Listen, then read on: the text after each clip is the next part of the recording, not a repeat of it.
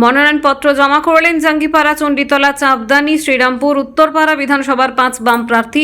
শনিবার শ্রীরামপুর RMS ময়দান থেকে মিছিল করে প্রার্থীরা শ্রীরামপুর মহকুমা শাসকের দফতরে প্রার্থীরা মনোনয়নপত্র জমা করেন। কোনো রকম অপ্রীতিকর ঘটনা যাতে না ঘটে তার জন্য এদিন মহকুমা শাসকের দফতরে প্রশাসনিক কড়া নিরাপত্তা লক্ষ্য করা গেছে।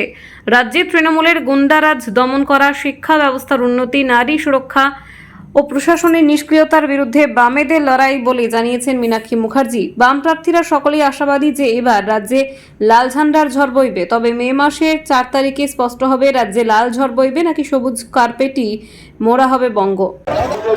মীনাক্ষী শূন্যের গেরো কাটিয়ে এবার কি উত্তরপাড়া বিধানসভা আপনাদের দখলে?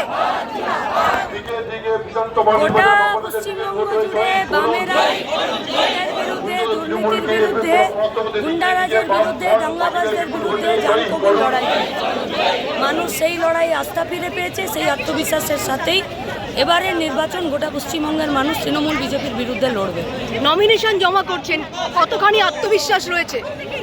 আত্মবিশ্বাসী গোটা পশ্চিমবঙ্গের মানুষ লুটের বিরুদ্ধে, দুর্নীতি, গুন্ডারাজ, দাঙ্গাবাজদের বিরুদ্ধে। আজকে আমাদের মনোনয়ন লোকসভার অভ্যন্তরে 5টা বিধানসভা। আমরা খুবই আত্মবিশ্বাসী।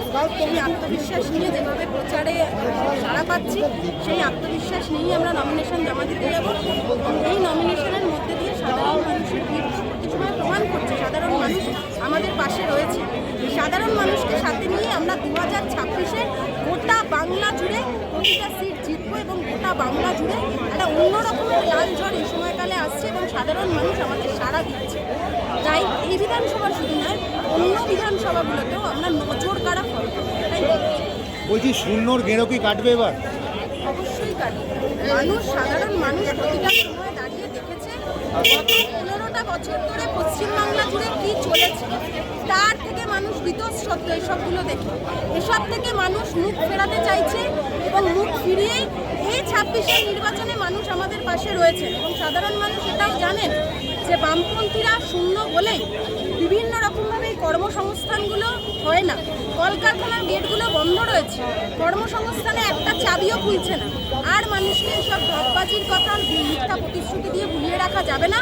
বামপন্থীরা যে কর্মসংস্থানের মডেল তৈরি করবে, যে শিল্পায়নের মডেল তৈরি করবে, স্কুল ছুট ছাত্রছাত্রীদের জন্য, ড্রপ আউট ছাত্রছাত্রীদের জন্য অন্য রকমের স্কুলের পরিকাঠামো মডেল তৈরি করবে, তার সাথে সাধারণ মানুষ রয়েছে। আর এই সাধারণ মানুষকে সাথে নিয়ে আমাদের এবারে শূন্যের গেরো আমরা কাটাবো।